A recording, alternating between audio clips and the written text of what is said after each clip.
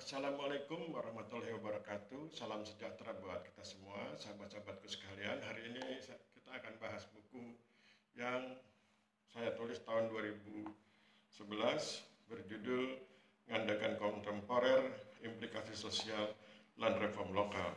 Tidak seluruh materi yang ada di buku ini akan kita bahas, kita hanya akan membahas tentang satu materi saja, yaitu mengenai livelihood. Jadi selain mengenai livelihood, buku ini juga berisi tentang leadership, karena di dalam buku ini ada tokoh yang bernama Sumotirto. Kemudian juga ada materi tentang land reform lokal dan land reform nasional. Ya. Jadi ada beberapa materi, tapi pada kesempatan ini kita akan bahas hanya mengenai livelihood.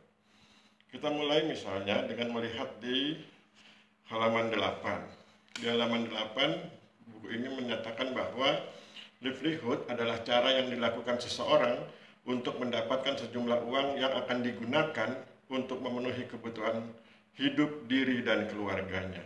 Jadi kalau dalam bahasa Indonesia disingkat bisa satu kata saja, misalnya penghidupan begitu.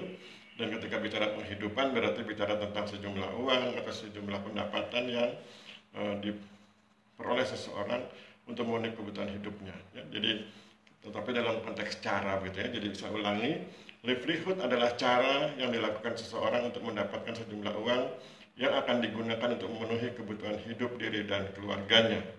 Ya, jadi cara yang dilakukan seseorang untuk mendapatkan sejumlah uang yang akan digunakan untuk memenuhi kebutuhan hidup diri dan keluarga. Jadi cara mendapatkan uang. Penghidupan itu cara mendapatkan uang. Nah, untuk bisa mendapatkan uang ada beberapa cara di desa ini, di desa yang saya teliti ini, yaitu di desa Ngandagan. Caranya adalah misalnya yang berkaitan dengan pertanian, karena di sini ada land reform lokal, maka ada istilah kulian dan buruh kulian. Kita lihat dulu apa itu kulian. Kulian adalah orang yang memiliki tanah satu kuli itu 300 ubin, yang pada masa Sumotirto, Kepala Desa Ngandagan tahun 1947 sampai 1964, diambil hak garapnya seluas 90 ubin oleh pemerintah Desa Ngandagan untuk diberikan kepada petani Desa Ngandagan yang saat itu tidak memiliki tanah. Dan tradisi ini masih berlaku hingga saat ini. Jadi sejak 1947 sampai dengan hari ini tradisi ini masih berlaku. Hak atas tanah tetap berada pada kulian, meskipun hak garapnya seluas 90 ubin telah beralih pada orang lain, yaitu petani Desa Ngandagan. Jadi diberikan kepada petani yang tidak memiliki tanah sawah. Itu mengenai kulian. Sekarang kita coba lihat bagaimana kondisi kulian. Ya. Di sini saya ambil contoh, ada salah seorang kulian. Di sini tercatat, ya, ketika membandingkan penghasilan yang diperoleh dari sawah dan tegalan dengan pengeluaran untuk memenuhi kebutuhan keluarga, maka diketahui si tokoh ini, kulian ini mengalami defisit. Sebagai contoh, dalam 1 tahun hanya mendapatkan penghasilan sebesar 1.530.000, sedangkan pengeluaran utamanya untuk biaya makanan dan lauk pauk, bahan bakar dan penerangan, serta memberi sumbangan sebesar 5.655.000. Dengan demikian, kulian ini mengalami defisit sebesar 4.125.000. Jadi itu sebuah kondisi di mana kulian juga tidak terlalu hidup berkecukupan, bahkan mungkin malah berkekurangan ya, karena ada defisit anggaran sebesar 4.125.000. Ya. Jadi saya ulangi, kulian adalah orang yang memiliki tanah satu kuli atau 300 ubin atau lebih, yang kemudian 90 ubin, ya, sekitar berapa tuh, 1/4 gitu ya, sekitar 1/3. Ya, pokoknya 90 ubin gitu, diambil hak garapnya oleh pemerintah desa untuk kemudian diserahkan kepada petani yang tidak memiliki tanah sawah. Jadi itu sawahnya ya, memiliki tanah sawah satu kuli 300 ubin. Sedangkan kemudian dalam konteks kehidupan ekonominya dia mengalami defisit 4.125.000. Nah, tetapi kemudian untuk menutup defisit yang dialaminya, maka kulian ini melakukan pekerjaan lain di luar sektor pertanian, yaitu berdagang kecil-kecilan atau membuka warung. Selain itu, ia juga sering mendapat kiriman dari anak-anaknya yang merantau di luar Kabupaten Purworejo. Ikhtiar dan bantuan itulah yang berhasil mengatasi kesulitan atau defisit si kuliah tersebut. Ya, itu menunjukkan bagaimana kondisi ekonominya ya. Jadi dia membuka warung dan dapat kiriman dari anak-anaknya yang bekerja di luar Kabupaten Purworejo. Kemudian kita beralih ke buruh kuliah. Jadi ada kuliah, dan buruh kuliah itu yang menyerahkan hak garap. Jadi kalau dia punya tanah 300 ubin, dia serahkan hak garapnya kepada orang yang tidak punya tanah sawah seluas 90 ubin, sisanya dia kelola 210 ya. Nah, yang menerima 90 ubin itu disebut sebagai buruh kuliah. Buruh kuliah adalah orang yang menerima hak garap atas tanah sawah milik orang lain seluas 45 ubin. Jadi kalau kuliah menyerahkan 90 ubin, dari 90 ubin itu kemudian dipecah dua oleh pemerintah desa, dibagi untuk 2 orang. Ya, jadi ada sekian banyak orang yang, kalau tidak salah sekitar 128 ya, buruh kuliah di Desa Ngandagan ini. Dari 64 kuliah, kemudian masing-masing menyerahkan 90 ubin, kemudian setiap 90 ubin dipecah jadi 2, masing-masing 45 ubin, sehingga kemudian dapat membantu 128 buruh kuliah. Saya ulangi, buruh kuliah adalah orang yang menerima hak garap atas tanah sawah milik orang lain, kuliah seluas 45 ubin. Buruh kuliah memiliki kewajiban kerigan atau kerja bakti dan ronda malam, ya, karena telah menerima hak garap atas tanah dari pemerintah Desa Ngandagan. Kemudian mari kita lihat bagaimana kehidupan kuliah ya, secara ekonomi. Di dalam buku ini dirinci, kemudian berdasarkan rincian tersebut, maka petani yang menggarap tanah sawah seluas 45 ubin harus mengeluarkan biaya minimal 350.000. Sementara itu yang memperoleh hasil bila memanen sendiri sebesar 756.000, sedangkan bila ia menebaskannya memperoleh hasil 600.000. Dengan demikian, pendapatan bersih yang diperoleh petani bila ia memanen sendiri adalah sebesar 406.000 dan bila menebaskannya sebesar 250.000. Padahal hasil itu diperoleh untuk aktivitas selama 4 bulan, sehingga bila ia memanen sendiri dalam 1 bulannya ia memperoleh 101.000 per bulan, sedangkan bila ia menebaskannya ia memperoleh 62.500 per bulan. Jadi sahabat-sahabat sekalian bisa lihat betapa kecilnya pendapatan seorang buruh kuliah yang menerima 45 ubin tanah sawah itu. Kalau dihitung per bulan, kalau dia menggarap sendiri, panen sendiri, itu 101.000 rupiah per bulan. Kalau ia menebaskannya pada orang lain dan dia harus bayar upah tebasan, maka ia hanya mendapatkan 62.500 per bulan. Itu di tahun 2011 ya, nanti tinggal dilihat kurs beras di tahun 2011 dibandingkan dengan kurs saat ini di tahun 2021. Tetapi tetap tentu masih relatif kecil ya. Itu tentang buruh kuliah. Kemudian kita masuk ke yang berikutnya, petani tegalan. Petani tegalan. Tegalan merupakan jenis penggunaan tanah di Desa Ngandagan yang dimiliki kuliah dan buruh kuliah. Namun demikian, mereka yang menggarap tanah tegalan dapatlah disebut sebagai petani tegalan. Ya. Jadi ini bisa digarap oleh kuliah dan buruh kuliah. Pemilik tanah yang 300 ubin dengan penerima hak garap yang 45 ubin. Sekarang kita lihat perhitungan ekonominya. Ini ada salah satu petani tegalan. Untuk mengelola tegalannya, ia mengeluarkan biaya antara lain sekian begitu ya, 25 kg pupuk yang harganya 17.500 per kilogram, sehingga harus mengeluarkan biaya sebesar 437.000 dan seterusnya. Kemudian dengan biaya penanaman sebesar 14.000 per hari, ia dapat memproduksi erot sebanyak 5 kuintal. Jadi selain tanaman keras, ia juga menanami tegalannya dengan tanaman musiman seperti erot atau ganyong yang dapat diambil pati atau tepungnya. Dengan biaya penanaman sebesar 14.000 per hari, ia dapat memproduksi erot sebanyak 5 kuintal dengan harga 7.000 per kuintal. Jadi itu ya, jadi ekonominya relatif pas-pasan. Mari kita lihat berikutnya. Ini tentang pemanfaatan tanah pekarangan.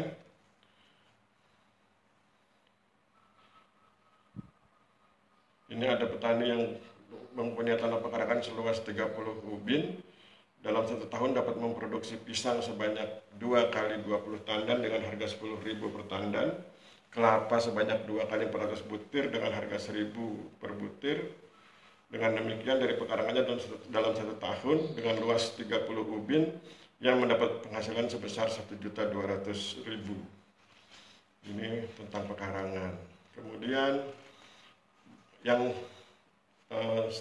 bersifat off farm ya, jadi tadi kan yang on farm jadi pertanian begitu, berkarakter pertanian. Sekarang yang berkarakter off farm, bukan pertanian tapi masih berkait dengan pertanian, yaitu tebasan dan bawon ya.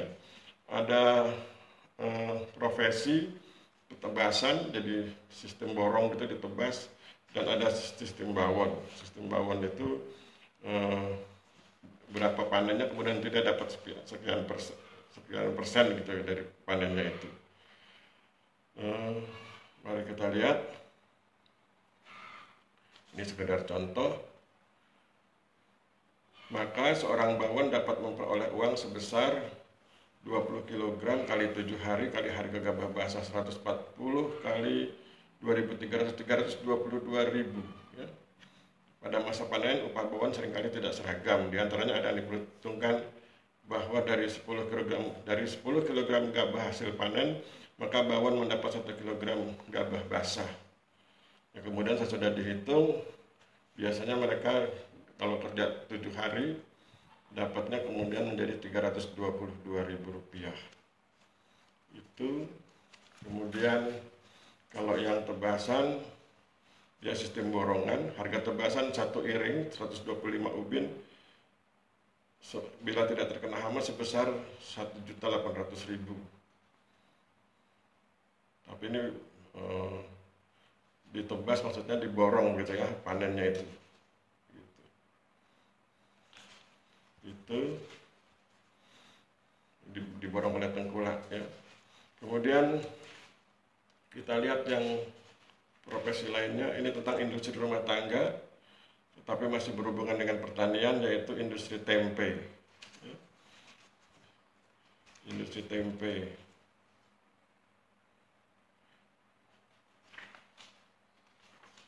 Untuk memproses kedelai menjadi tempe siap jual, seorang pengusaha tempe di Desa Ngandagan itu membutuhkan waktu 4 hari. Jenis tempe yang diproduksi ada 2 macam, yaitu jenis panjang yang dibungkus plastik dengan harga 4.000 per buah, dan jenis tempe kecil yang dibungkus daun pisang seharga Rp150 per buah. Untuk pembuatan tempe ukuran panjang, setiap 15 kg kedelai dapat menghasilkan 30 potong tempe. Untuk membungkus tempe yang berukuran kecil dalam 1 hari yang membutuhkan 50 lempit atau lipatan daun pisang yang harganya 300 per lempit. Hasil produknya dijual ke Pituro dan dijual di Desa Ngandagan sendiri. Jadi ini. Nah, ini hasil perhitungannya sementara.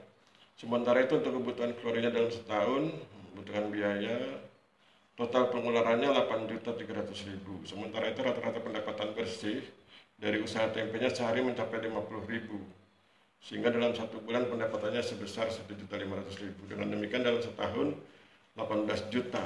Jadi pengusaha tempe ini dalam 1 tahun mendapatkan penghasilan 18 juta, tetapi pengeluarannya 8.300.000.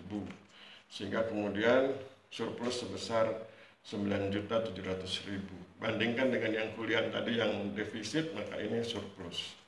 Ya, tapi memang ini bukan pertanian ya, tapi usaha atau bisnis atau usaha rumah tangga, industri rumah tangga, tetapi masih berhubungan dengan pertanian karena mengolah komoditas kedelai.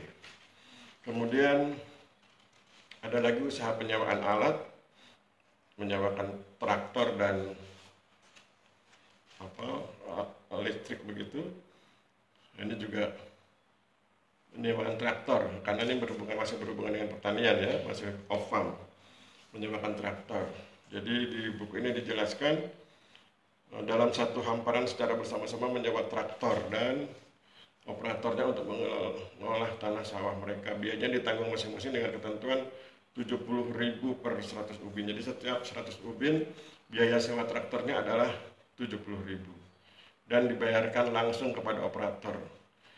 Traktor di Desa Ngandagan ada 2 buah, yaitu traktor yang dimiliki pemerintah Desa Ngandagan dengan operator Sugiono yang juga kepala urusan pemerintahan dan ketua kelompok tani Sidotani, dan traktor yang dimiliki dan dioperatori oleh salah satu pengusaha di situ yang bernama Sampe.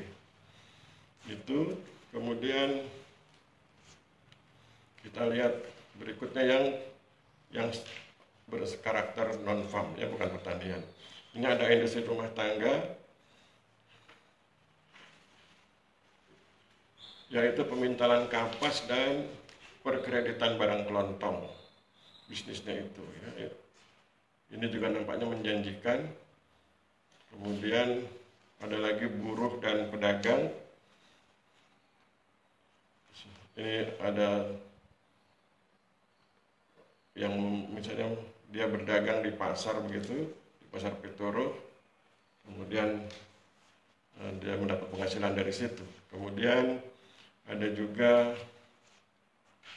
yang berikut tentang penyewaan alat. Nah, ini yang genset itu, ya, dan alat musik, ya.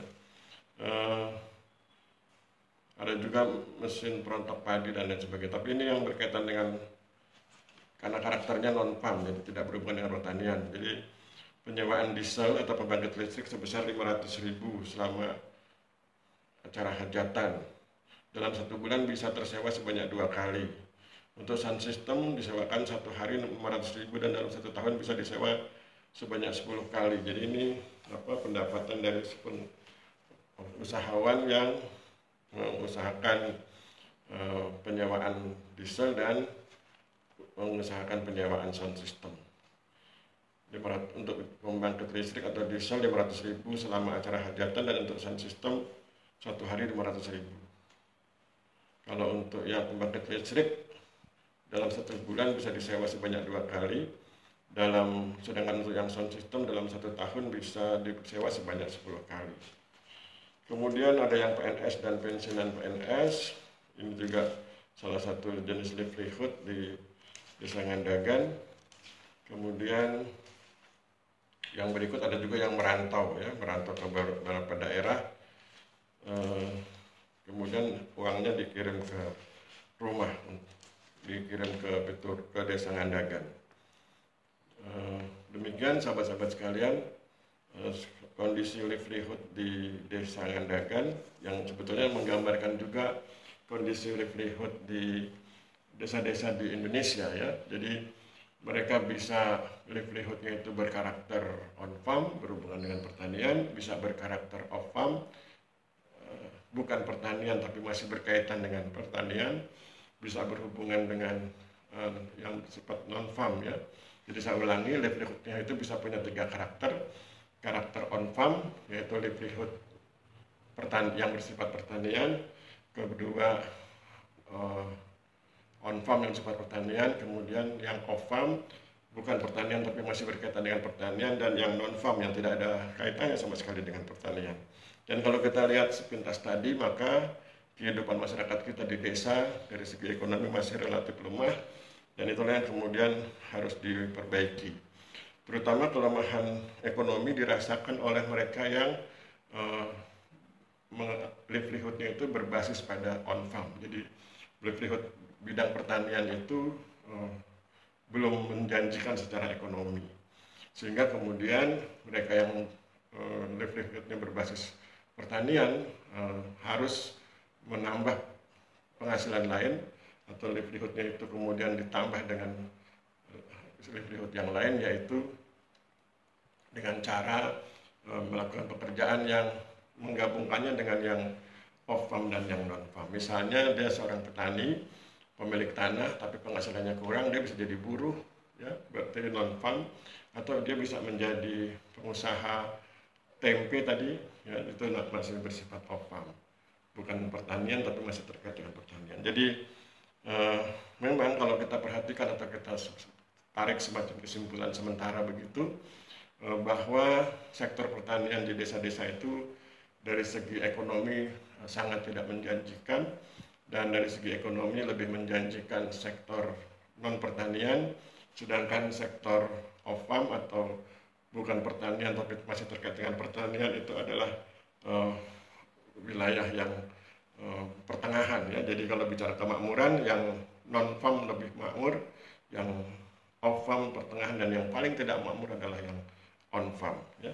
Jadi on farm tidak makmur, off farm pertengahan, dan yang non farm makmur. Dan kalau itu terus berlangsung, maka suatu saat akan semakin sedikit orang yang ingin menggeluti bidang pertanian. Saya pikir pesan moralnya adalah perlu ada kebijakan, ada trik-trik khusus dari negara ya, agar kemudian kehidupan para petani atau mereka yang bergerak di livelihood berkarakter on farm, livelihood yang langsung berkaitan dengan pertanian, bisa lebih disejahterakan. Saya pikir demikian. Mohon maaf bila terjadi kesalahan. Wabillahi taufiq wal hidayah. Wassalamualaikum warahmatullahi wabarakatuh.